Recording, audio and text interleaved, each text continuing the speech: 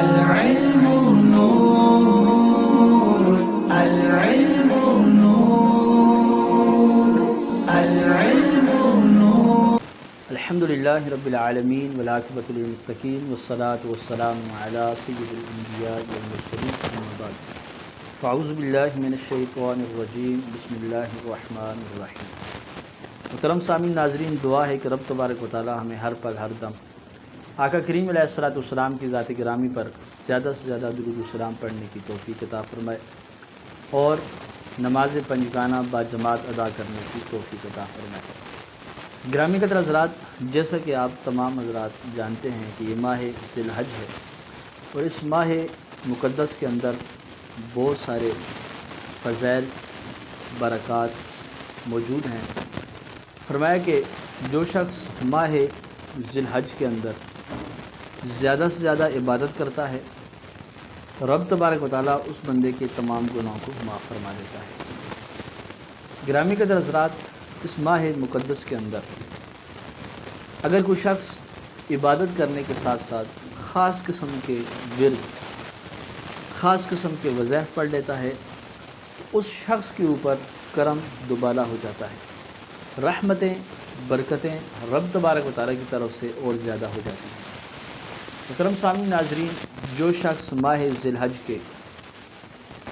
چاند کی 13 تاریخ کو، 14 کو اور 15 تاریخ کو عشاء کی نماز پڑھنے کے بعد 3 دن لگاتار چاند کی 13 تاریخ کو عشاء کی نماز کے بعد اللہ اکبر لا الہ الا اللہ واللہ اکبر وللہ الحمد، اس تسبیح کو 2100 مرتبہ جو شخص پڑھتا ہے تو رب تبارک و تعالیٰ اس بندے کی کوئی سی بھی جائز حاجت ہو اس حاجت کو پورا فرما دیتا ہے. چاند کی 13 تاریخ کو عشاء کی نماز کے بعد، چاند کی 14 تاریخ کو عشاء کی نماز کے بعد، چاند کی 15 تاریخ کو عشاء کی نماز کے بعد باوضو حالت میں صاف ستھرا لباس پہن کر، خوشبو لگا کر، ہو سکے تو مسجد میں بیٹھ کر یا پھر مزار شریف میں بیٹھ کر آپ اس عمل کو صرف 3 دن کا عمل کریں. انشاءاللہ تعالیٰ جو بھی آپ جائز حاجت رب تبارک و تعالیٰ کی بارگاہ میں طلب کریں گے انشاءاللہ تعالیٰ وہ حاجت مقبول و منظور ہوگی.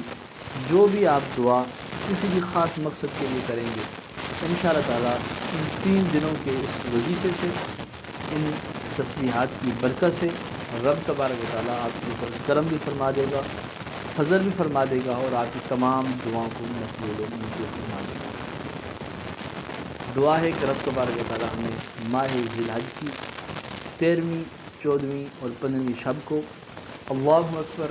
اکبر لا الہ الا اللہ واللہ اکبر وللہ الحمد اس تسبیح کو پڑھنے کی توفیق عطا فرمائے. وما علینا الا البلاغ المبین.